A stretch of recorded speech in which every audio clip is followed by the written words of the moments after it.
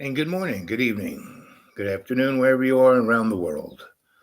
I am your Sensei Bob, your griot, and welcome to Dreamy Dreamland with Sensei Bob. Me. And don't believe a word I say. You know, this is just a show for entertainment and thoughtful retrospection, right? Something that we all should be doing now that we have a lot of time on our hands sitting in our houses, right? And I've been giving that some thought. Luckily, I'm out in the middle of the big green. I walk out in the forest and talk to the squirrels. So I'm just happy to be here with you all. And at the moment, hey there, AI, good to see you. You're here in 52 seconds. Folks, this is AI. AI is always here. So why just say something, AI? So today, AI, the show is not about you so much, but your potential. You know, this planetary experience that we're having is it's not just we're all got a cold. No, this is like I said, you're flattening the curve and staying home. Oh, I just want to hear it. So it gives you plenty of time to think. And what should you think about? Well, if you're watching 24/7 CNN, MSNBC, Fox, it's like, oh my God, everyone sucks. No, it's actually the opposite, right? There was a great French psychologist on the same level as Freud and Jung. His name was Leconte, and basically his, you know, little thought, put simply, is whenever you say something about somebody, what your problem is, you were blah, blah, blah, blah, blah, you know what, blah, blah, blah, blah, blah. Well, basically, whenever you do that, you're talking about yourself. Your problem is blah, blah, blah, blah, blah. That's why I don't really, you know, go in for that. And now, when you talk about, you know, the human condition, if you come from a place of empathy, then you're not doing that. But if you're going, you know what their problem is, well, you're doing the same thing, right? So, what we're experiencing, every time humanity goes through a raw shock, when they show you the, you know, pieces of cardboard with ink splatter on it, what's it look like? It looks like, someone, jumped off a 60-story building and hit the sidewalk, and that's a picture of you on the sidewalk. And basically the raw shock, especially in a cultural sense, is Sandra. Good to see you, buddy. Yeah.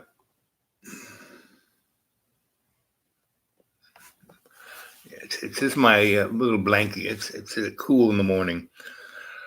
And I just took a shower, so I don't want to get a chill. So basically, what I'm looking at here is that we are right on the doorstep, just like we always are, same as it ever was.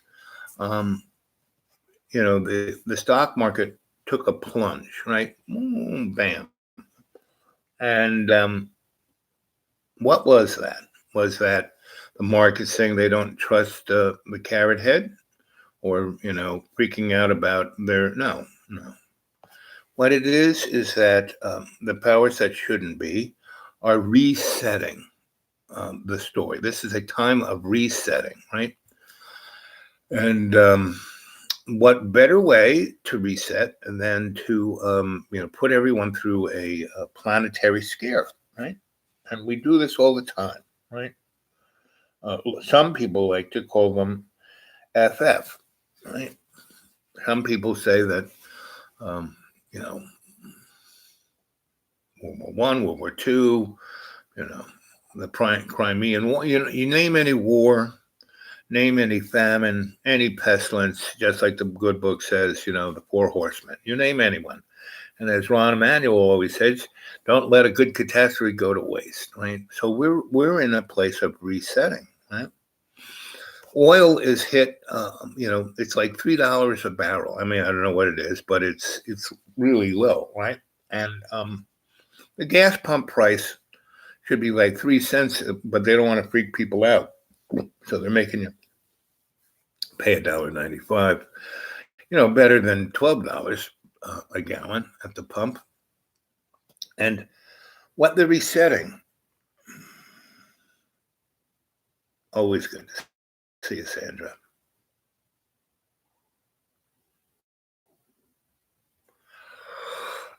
And so we're being reset, right? And we're being reset for a new economic system. So what happened in China? They everyone, you know, you had to use your phone to buy stuff. No more money, right? No more paper. Ooh, it carries germs. I'm an analog guy. I like. Do you want um, your mortgage in the cloud? Do you want your stock? I mean, everyone's got their stock portfolio in the cloud. They said, oh, it's too dangerous to have those guys in Wall Street down in the pit. So everything's run by computer. Yeah, well, when they could make 1 billion, um, you know, business transactions in a trillionth of a second, where did all that money go? And they're like they gave $3 trillion to the banks to give to corporations. Now it's nice to see folks, you know, um, somewhat concerned, like Bernie, who's in there, seemingly on the floor fighting for the common man, like me. They weren't going to give me my check. Well, I'm living on, 500 bucks a month. Anybody wants to send me some in my PayPal? I haven't seen anything in there for a long time. Go to my Gmail account, the dude awake 42 at Gmail. That's where my PayPal is. Go throw something in there. It'd be duly appreciated, right? So I might be able to eat and they won't turn off the electricity. That might be nice, but it's okay. Basically, I don't live for that. They make it somewhat comfortable. Whenever somebody looks back at these times and says, ooh, what happened to their empire and why did it fall? Well, because we were addicted to convenience and we sold to an opinion, right? Oh, I listened to Flush Pinball, and Larry Hennedy, he's God speaks in his ear, and I pray like 100 times a day, right? Our Father who art in heaven, hallowed be thy name, thy kingdom come, thy will be done on earth as in heaven. Give us this day our daily bread, and forgive us our trespasses as we forgive those who trespass against us, and lead us not into temptation, as was in the beginning, is now, ever shall be, world without end. Now, prayer, what does that do? That is a tool, right? And that the Lord's Prayer there, that is not a Christian, right? So let's take a look at it. Our Father, and within that construct, you are visualizing Father, and without Father, there has to be a mother, right? So, Hail Mary, full of grace, the Lord is with thee. Blessed art thou amongst women, and blessed is the fruit of thy womb, Jesus. Holy Mary, Mother of God, pray for our sinners now and the hour of death. Amen.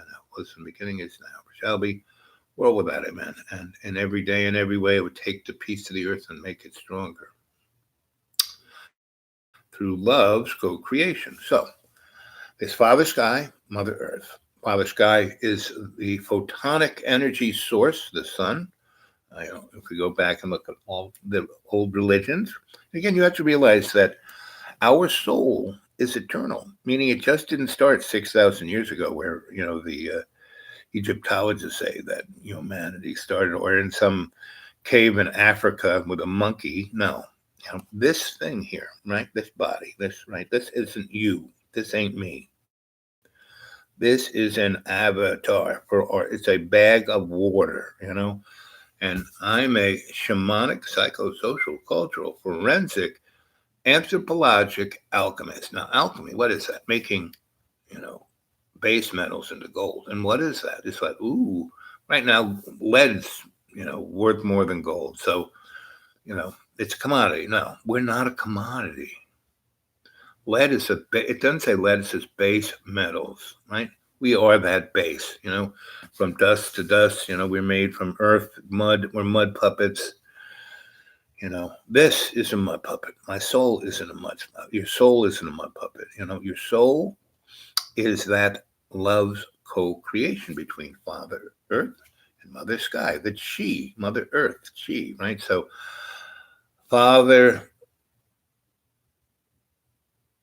Sky, Father Sun is the prana, the photonic light source, not the incandescent light source. The incandescent light source is the illusion, right? It's like came from the Big Bang. What's the Big Bang? Lucifer, Dever Ball, whatever name you want to give him, was the head angel, right, of this hierarchy, right?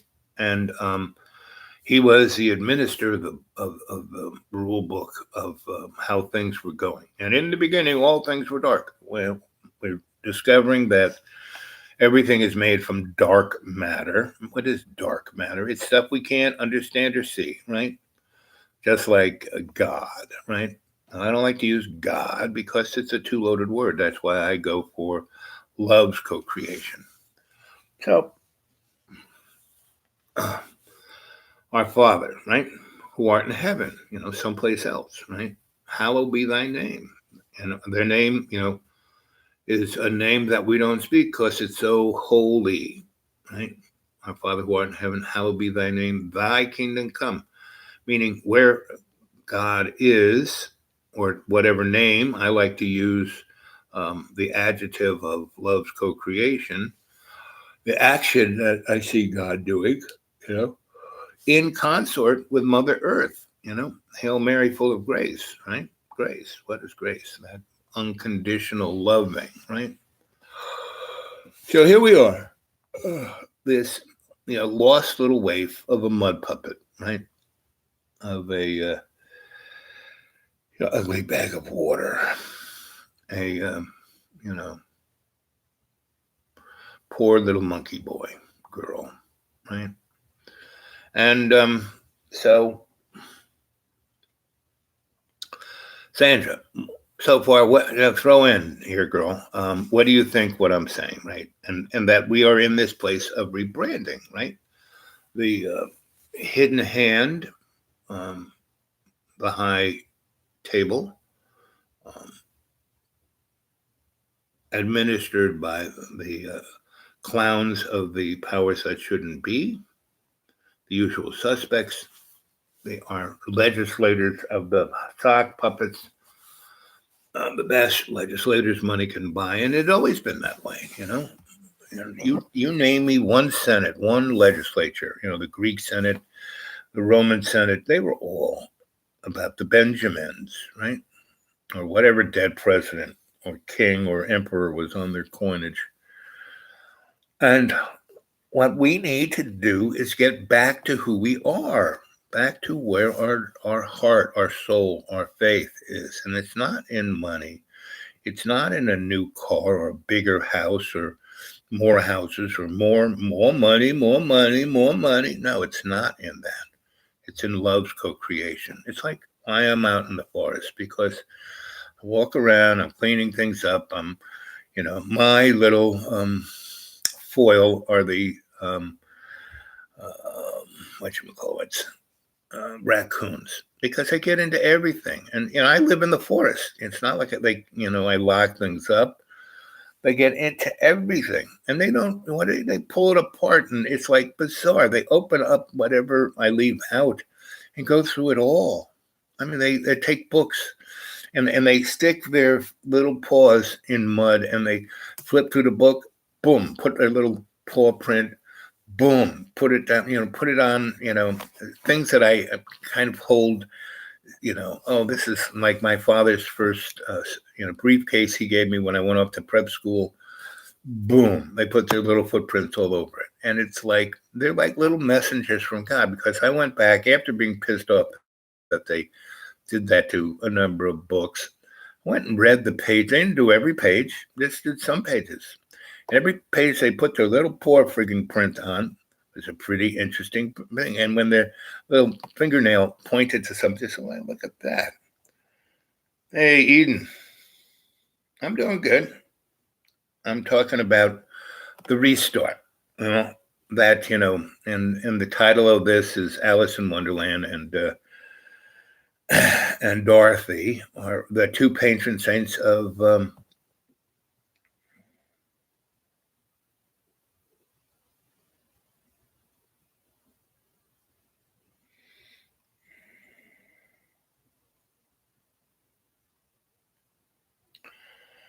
well, grace is the only thing it's good to be full of. Everything else is an illusion, right? Tee hee, giggle, giggle. And I'm going tee hee, giggle, giggle all the time. And so morons like Billy Boy G and Mr. Saros, and Saros is a great example of someone who's ridiculously bored, right? And what is evil? Evil is someone who's ridiculously bored.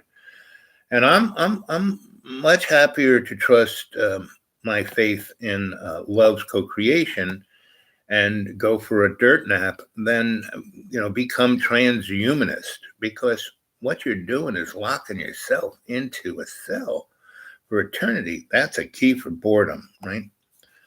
When you're bored, I mean, that's when you can have really nasty things happen. I mean, all those guys, Joe Stalin, Adolf Hitler, all those guys, they were just freaking bored. So let's see what kind of havoc we can do, right? And, Carrot Boy, I don't have a clue about him. That's why I see where he comes from. He's German. He comes from a German Scottish background of high level of people who think they're special, right? And and work hard, right? And so he was born with more than a platinum spoon in his mouth. And if you look at his history, it's not even there. It's just a bunch of photo ops, and he never, he kind of failed at everything he did. And so that was a great preparation to being a president, right? So, but his uncle John was a pretty smart guy at MIT, and he was around all the luminaries of Majestic 12 and the Philadelphia experiment, time travel. He was the scientist at the FBI that Hoover sent in to go through Tesla's pay. They were waiting to hear the thud inside of Tesla's,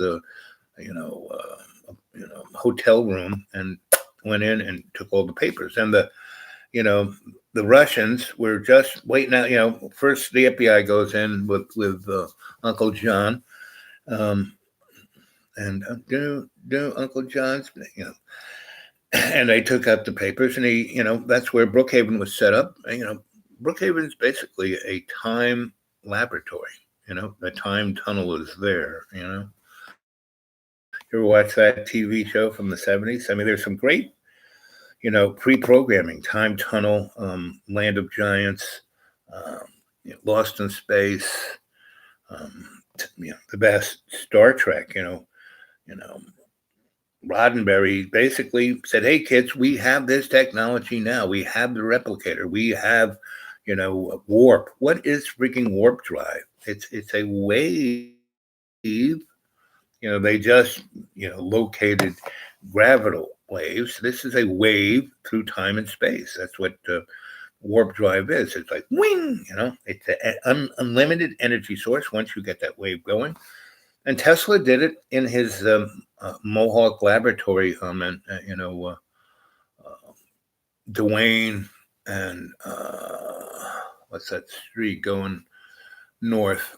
Mm, North Street, I don't know, but it's right there near Duane Park. I used to live in that in his laboratory. It's called Mohawk Electric, right? And I got to live there when I was working for Hotel Bar and Butter, taking care of their refrigeration on Duane Street. Because they had these ancient refrigeration that ran on ammonia, and all they had these gigantic refrigerators, 3,000 square foot big, and the walls were insulated with cork that were about 2 feet thick. So I had one of those refrigerators as a loft. I had no windows, and it was my. I had just read all of Wilhelm Reich's work, and I turned that gigantic refrigerator into an orgone accumulator, right? And I was making technology to look at the other side. Edison was making a device to look at the other side. And that's when I was in the Theosophical Society, because I was making these little toys for these folks. And then I worked for a entity that was out of the CFR, out of, what was the name of that thing? Technology? No. Something house, technology house or automation house. That was it. And that's where I met Billy Kluver. And he turned me on to some folks where I made them sensory deprivation tanks, super duper ones, where you knocked everything out. I even put a Faraday cage around these things. So you got nothing. You went in, you couldn't smell anything, couldn't feel anything, couldn't hear anything, couldn't see anything. You floated on this substance that was it wasn't just, highly salted water. It was this other substance that you didn't even feel, right? And you just kind of floated there in a null state. And that was true in the 70s, right? Before I moved on. So I came back from in my fun times in New Mexico at Los Alamos, Sandias, Kirkland Air Force Base, and unnamed other places, making high voltage power sources for unnamed things. All I did was make a power source. I had no idea what it was to do. I could hazard a guess by the parameters I was given to make it. And so these were like tuning forks, Bing! So when I came back, I was making devices to bing the human consciousness, right? I was getting paid pretty good for these things, right? And then I kind of got, invited to start an NGO at the UN called Alternative Technologies. And that's when I was invited to join things like the U.S. Psychotronics. Clarence, that's the guy's name. He was, a high mucky muck of the UN. And he was an engineer. And he heard through these guys I was making the sensory deprivation tanks for. And one of those guys was called the Dieter Factor, right? And his name was Dieter. And he was a real tall guy. He was a, definite, he was pushing 8 feet tall, really handsome, really long white hair, cutting blue eyes. He looked like he was about, his carriage, the way he carried himself was like he was a European noble from the, 16th, 17th, 18th century, right? In France. He was part of one of Louis's buddies at Versailles. And he knew every friggin' language, right? But he had this English Brussels sprout, Brussels. Brussels is an interesting place. It's kind of where the EU is, kind of right near where they got CERN and a few other things. CERN's a very weird. CERN is a very satanic, not quite esoteric, yes, kind of toy, And when you play with toys like that, like if you ever watch the movie Hellboy, and it opens where the young scientist who's heading the Nazis are totally into occult technology, and they got this thing on a Scottish frigging island. The goats are, around, and they, basically have a dimensional portal there, because, this place in Scotland, this island, is one, super duper ley line places, right? And it's on the rubble of an old chapel, which is on the rubble of an old pagan temple, which is on the rubble of a alien facility, and everything is right in front of us, right? And so the story of Dorothy and Alice. Alice goes down, a rabbit hole, and that's where we are, kids. We've already tripped into the rabbit hole. Every time you watch CNN and they're going on how many people are dying and etc., it's like you're going down the rabbit hole, gang, right? And then once the house was ripped off the foundations in Kansas, and woo, smash-o into Oz, right? We're not in Kansas anymore, kids, and it's not coming back. We're not going back to the old days, right? We're in a new normal, and we're past that. We're in Oz, We're in, Wonderland, right? So this is the Wonderland series, looking for the Wizard of Oz, right? Put that back where it's Zardos, right? So go see the movie Zardos. If you want to be transhuman, go friggin' look at that. And there it is. It's like this energy bubble, and the rich are in their little gated community, and they're living forever. That's 23-year-olds. And their fathers are there, old doddering, drooling, because the only punishment, if you live forever, the only punishment that you can be deemed out is to be aged.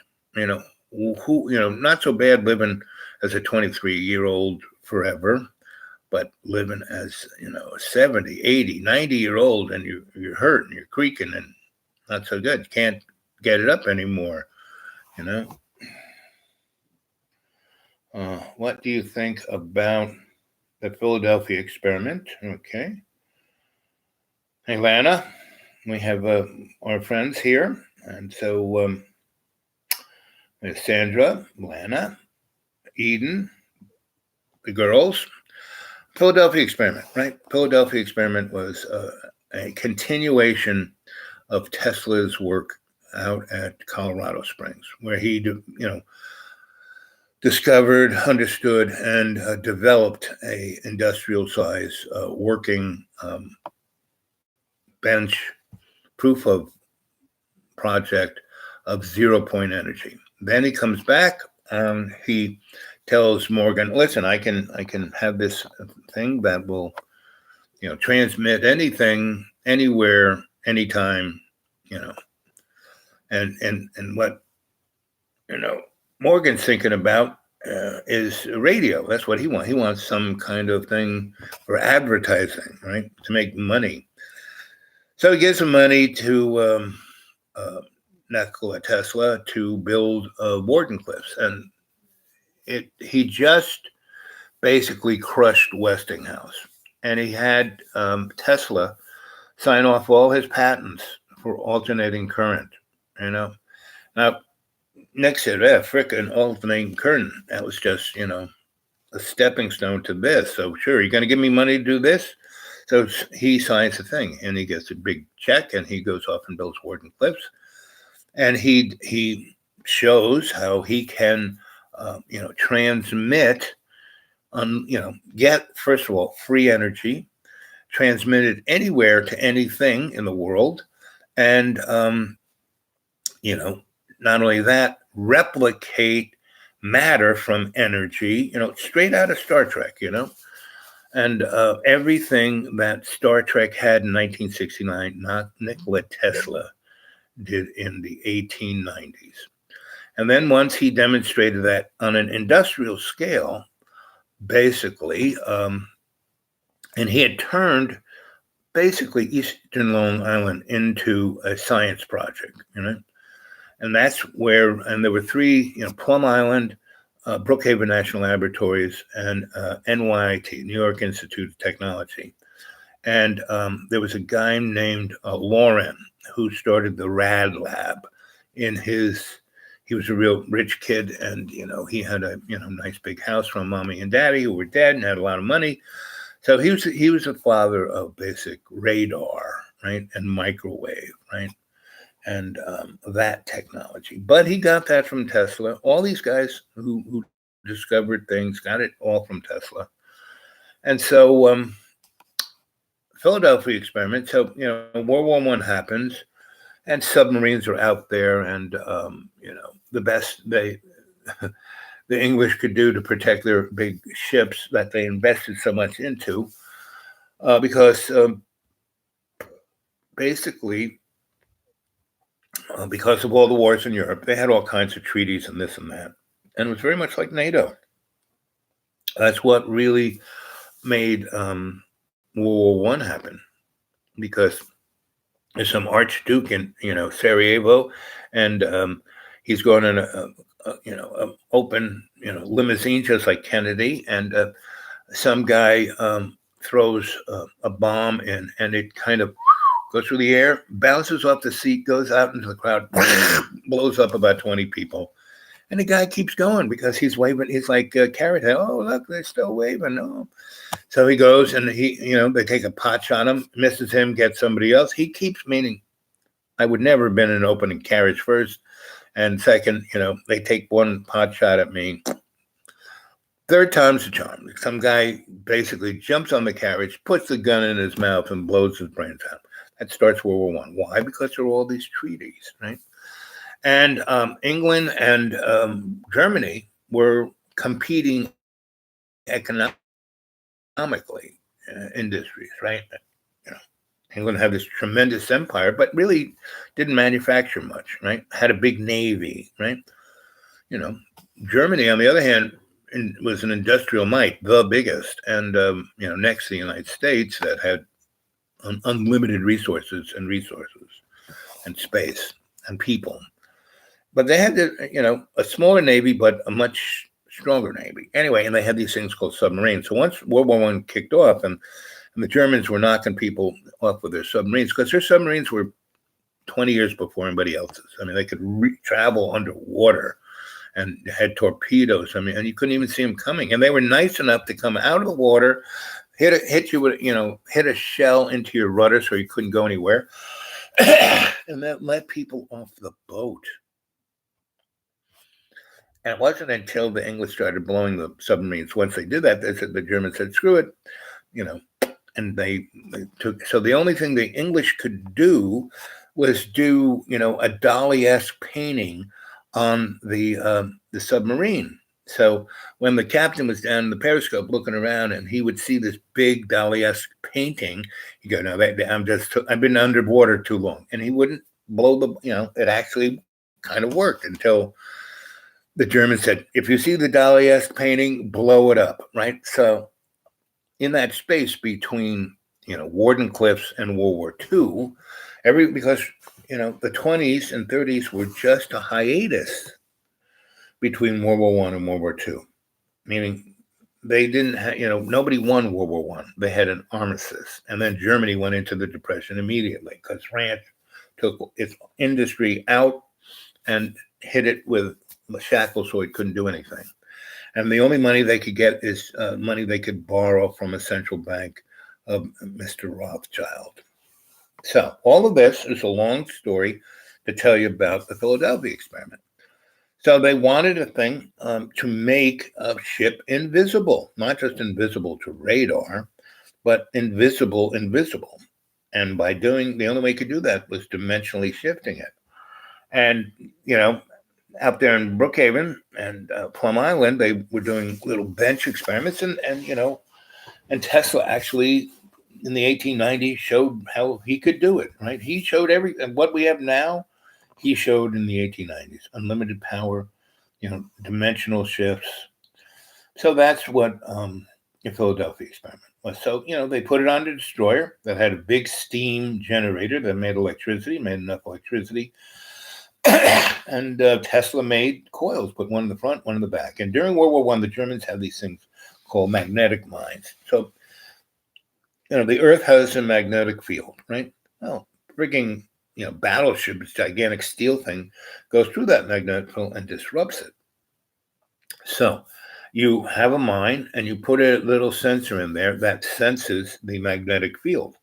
And whenever that field is disrupted, oh, battlefield. So, battleship. And so they had these magnetic mines that were scattered all over there. And so they were sat in the sea very nicely until a gigantic ship, the size of a battleship, came along, displaced the magnetic field. The mine sensed it. When it got to a point where, okay, this thing's really nearby, boom, right? So they wanted a thing to disrupt that magnetic field, so no magnetic mines could blow up battleships. B, disrupt the radar beams, put it like in a little magnetic bubble so the radar beams would go around it. So from far away, you couldn't see that battleship. And C, it would do the same thing because light waves are very similar to radar waves, just a different frequency, would bend them. So you would, A, couldn't get blown up by a magnetic mine, B, couldn't be seen on radar, and C, you couldn't be seen at all. So that was the Philadelphia experiment. And Tesla was in on that. And so was everybody, smarter than a turnip, and that was the beginning of the Manhattan Project, because Manhattan Project was just the, letterbox of where they got their mail. They had a mail office for exotic technology. It should have been called the exotic technology or time travel or any of the above, because the atomic bomb was just, they called it the gadget, meaning it was no big deal. It was a stepping stone to other things. And they were just setting up the industrial mechanism, because right away they had a hydrogen bomb. The hydrogen bomb is like apples and oranges between the atomic bomb, because what hydrogen bomb is it opens up, it is like a almost indiscrete release of that energy between the dimensions, right? And that's what zero point energy is. You're tapping what they used to call the ether, right? So let's see. Boom. YouTube will show all speed since we're going to be using it. Well, not only that, I would say that in this, you're going down the rabbit hole, and we're on the road to go to see the wizard. Oh, and what path were those guys? We're on the golden road, right? Follow the yellow brick road. The yellow brick road, it's like those little bars of gold they allegedly have, and they don't have any gold on this earth anymore. That's the other thing, that we are little, bag of water here. We are just someone's science experiment, right? And it's our soul is no science experiment, but at least not on the level of our avatar. But and it's good that our body only lives, that we only have a set time, because you get awful bored. I mean, look what the ancients did with 3 and 4 and 900 years. Not the best. The Old Testament is full of not the best choices, because they were bored. Moses was out there. I mean, he was roaming around where Israel is for 40 years and didn't go there. Why? Because God told him that the, tribe of the Hebrews, not the Israelites, the Hebrews, weren't supposed to have any, they weren't supposed to be landed. They were supposed to be everywhere, right? That's why they went everywhere. But the Israelites, going home, no. They're going to, ferment the end of this time. That's what the Israelites. And that's why, the born-again Christians are so hopped up on Israel, is because they want them to kick off, the end times, just like the book says, and, so here we are. We are, every time you're watching CNN, you're seeing, you're down the rabbit hole, kids. Let's see. I'll have to listen to play back later. Yep, pretty much. That's why do you think I do these things? So for you to go back and there's more than 1,000 of these things. Go back and see them. Not only go back and see them, put them on your hard drives, put them on thumb drives, put them on CD-ROMs. Somebody came on and said, "Oh, you only got 3 people watching." Well, I think that's actually that was 3 people who were on the chat. When I hit the thing off and I go back and look at how many folks were there, basically there were a lot of people there. Not just 3. There were about 10, 20 people watching, but not on the chat.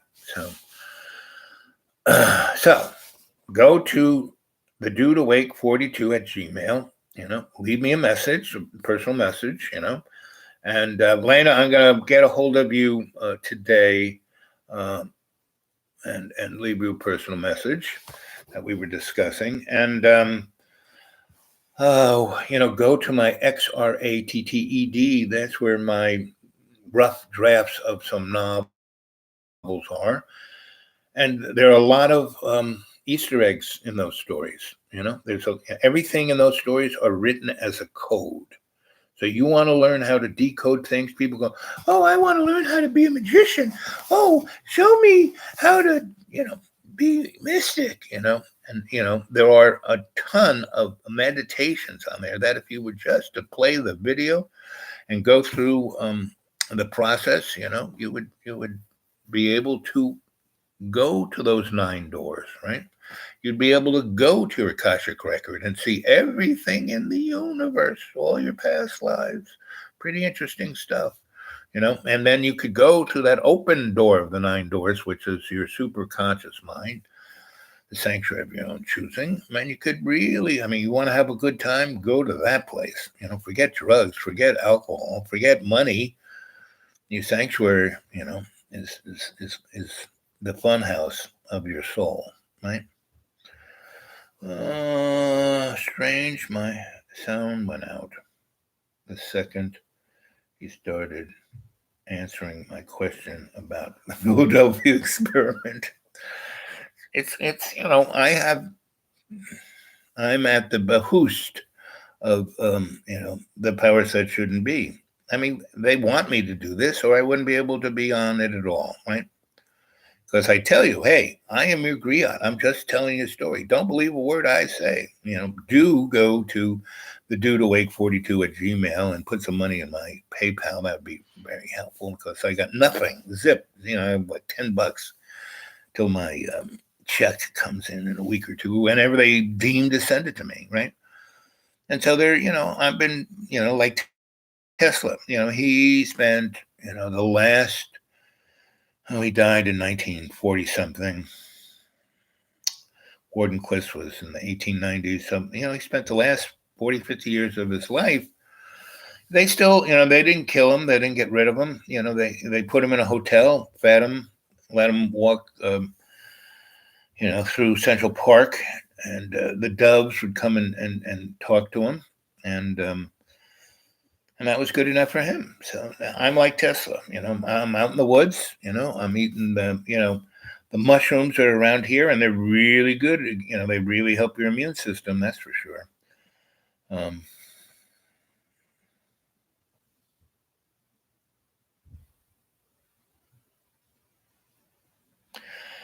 That's right.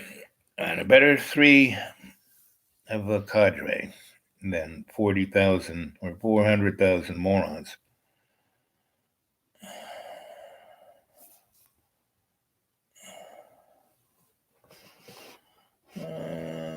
Don't be afraid. Exactly. That's what this is all about. Don't be afraid, right?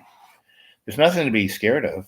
I've died 6 times. There's nothing hard about dying. It's like slipping out of a tight slipper. It really isn't, right? So, man, if they were to offer you unlimited cash and, transhumanism, that's what, they basically want, this little, little game that's going down is so everyone's going to get infected, right? Not everyone's going to get sick. Very few will, right? And but more people probably this year will die of the flu than this, right? all around the planet. Right now, this basically was the first sightings of this was in October, right? And that's when it first, the guy who was the ophthalmologist who saw his patients having issues, right? And he went to the health department in Hanun, in the province where this came out, and said, "Hey, I think we got a problem, kind of like SARS. We should really get on this." And they freaking arrested him, right? And put him in cells with people who had this. Everybody who had this got thrown in jail, and anyone who, like him, a doctor, got thrown in that same cell. And so, weeks later, he dies of this, right? Whether he died of it or not, who knows? But it started in October. And there were other things, if you read journals as I do, there were people, there was a guy at Harvard who got arrested for, doing things with a laboratory of, Hunan, the Hunan Institute of Technology, right? And he got arrested, and he's, who knows where he is. And there were a number of other folks who were also taken away in our country, right? And again, if you're reading journals, this was around, right? And then other little things kept kind of popping up.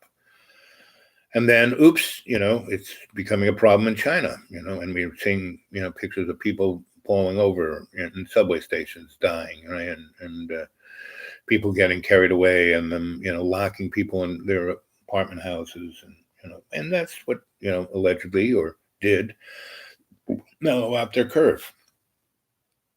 But then you start hearing that people who were infected and then got over it go back to work, and they're testing them, and when they let them go, they didn't have the virus in them, right?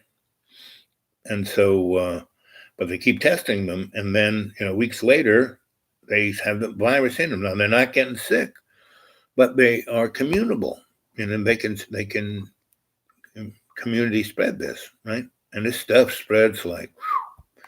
So they had to go back into quarantine so that's what's going to be.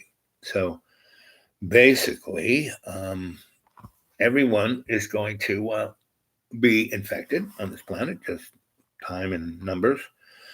Not many will get sick, but everyone will get infected, and they will go through this cycle, 17-week or 17-month.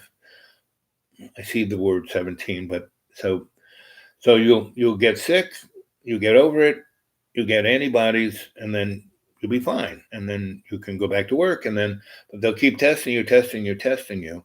And there will be what you'll get is a digital tattoo.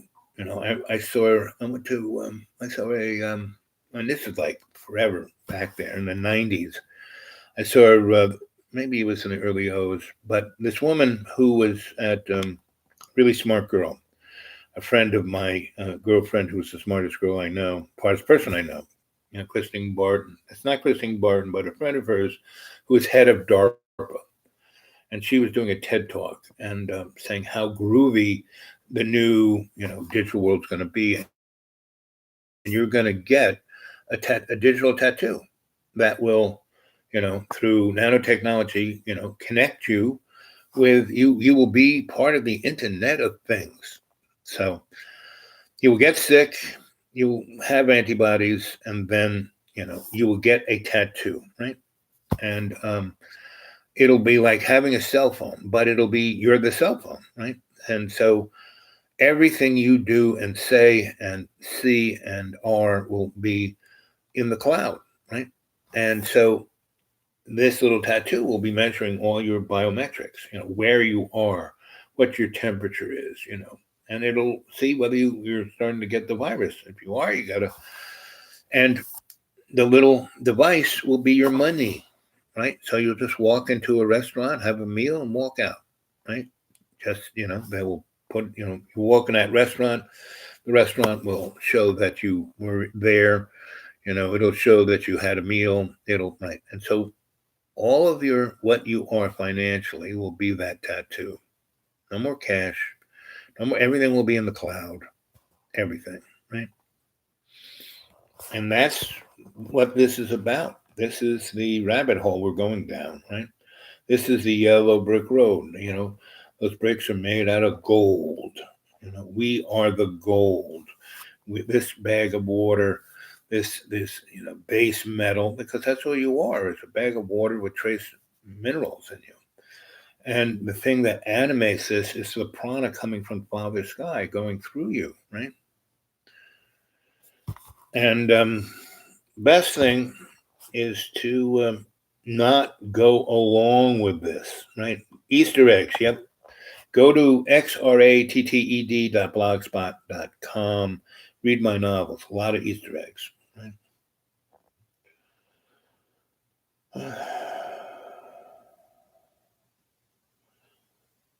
Don't do that thing with the voice. Okay. It's annoying.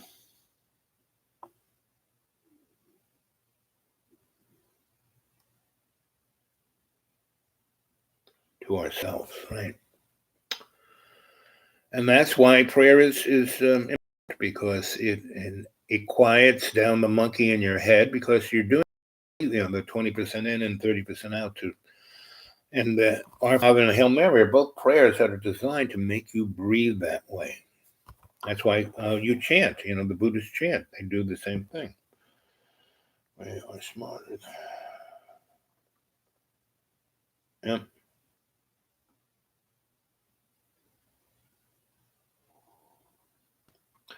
Lana, you've always done everything before anyone did it. That's why you're so cool. That's why you're the dudette.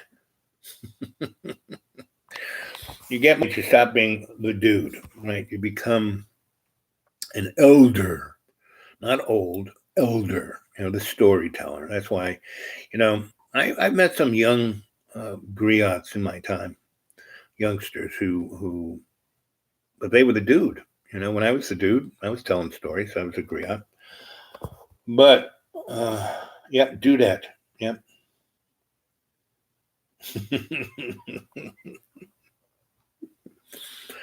That's when you follow your own. People. I've always, heard people say things about me, and a lot of them are, well, he's an acquired taste. Back when I was like in the world more, and I would just go around, do stuff, and be things, and be the dude. I was like the Great Lebowski. I was always wearing my pajamas.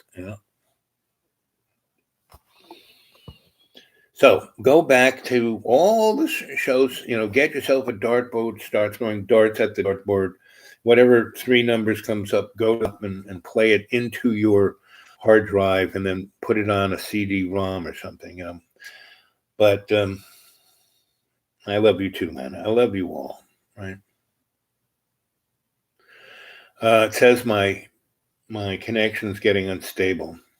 Please wait while we try again. And now it's like a beautiful morning. There should be no issues about anything, except I'm getting close to an hour here. And I'm getting hungry, and I want to go putter around in the forest and talk to my mushroom, to all the plants there, and the bunnies and the squirrels, and even the raccoons, right? I've stopped trying to lay traps for the raccoons. I just sit in the woods and meditate on good vibes for the raccoons, and so far that's worked pretty good. So they were my, the jester of my court, the raccoons. To not have me take myself too serious, right? So let's see.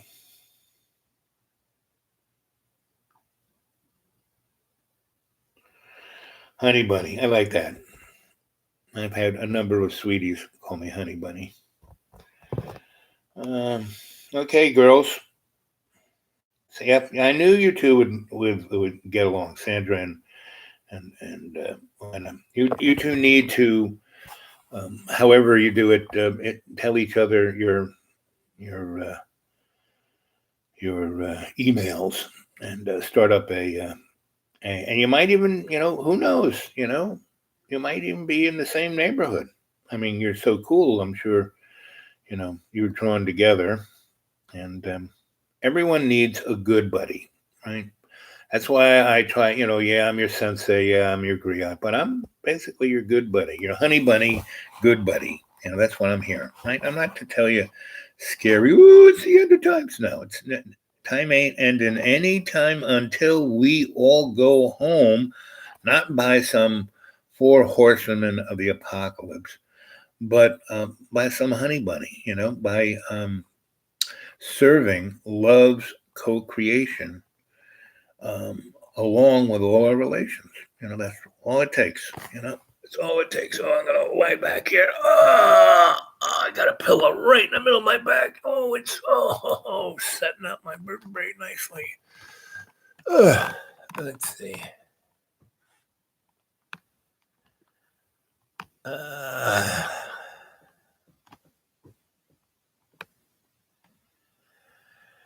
Anyway, let's see what time. 58. So I'm gonna go to 60-60. And so everyone, just sit back, relax, and breathe deep. Last 2 minutes, I'm just going to go into medic state and reach out, shamanically to everyone, all four of you, Lana, Sandra, mystery person, I guess it's Eden maybe, and AI, and I'm going to send you all my love, all my honey bunny love.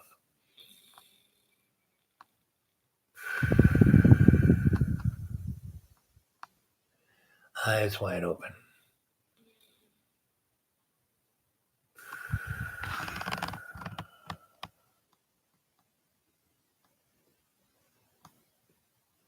Yeah, thanks, Lana.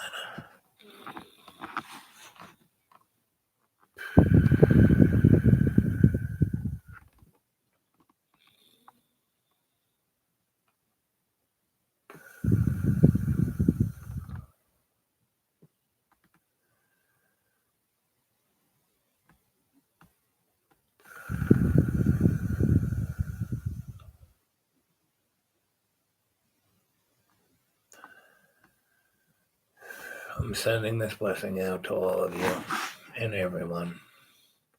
Our Father who art in heaven, hallowed be thy name. Thy kingdom come, thy will be done on earth as in heaven. Give us this day our daily bread, and forgive us our trespasses as we forgive those who trespass against us. And lead us not into temptation, but deliver us from evil.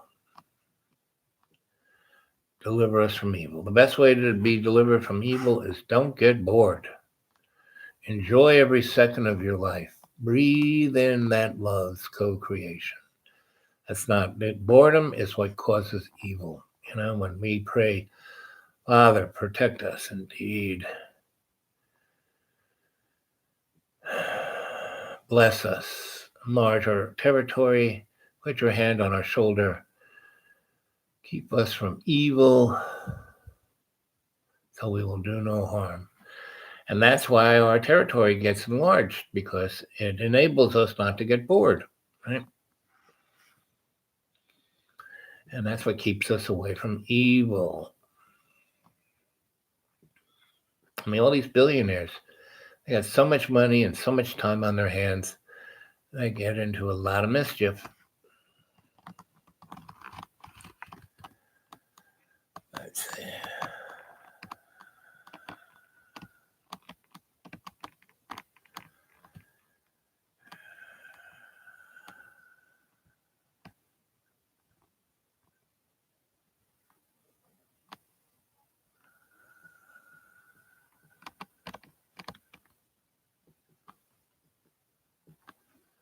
Well, I've heard of the Project Camelot, but I'll go look up Robert. Thank you, Anthony. Bless you, my friends. It's now 59 minutes and 26 seconds.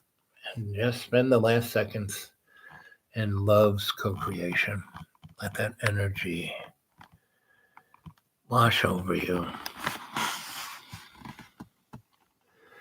Feel it in your heart. Feel your heart pump that blood through your lungs. Breathe in that prana from Father Sky and ground it to Mother Earth. See it clearly. And then every day in every way, take the piece of the earth and make it stronger.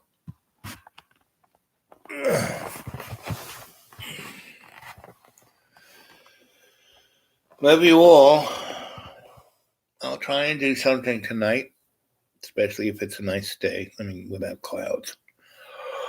It makes it easier to get into the internet. Guess I definitely have to go through the ether.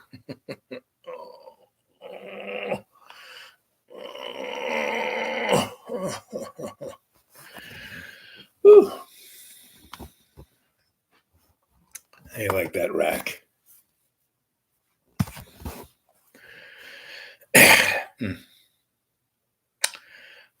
Let's see, 46, 47.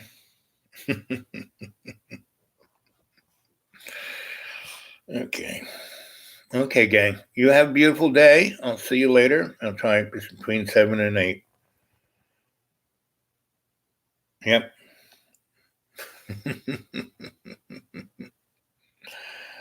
I love you all.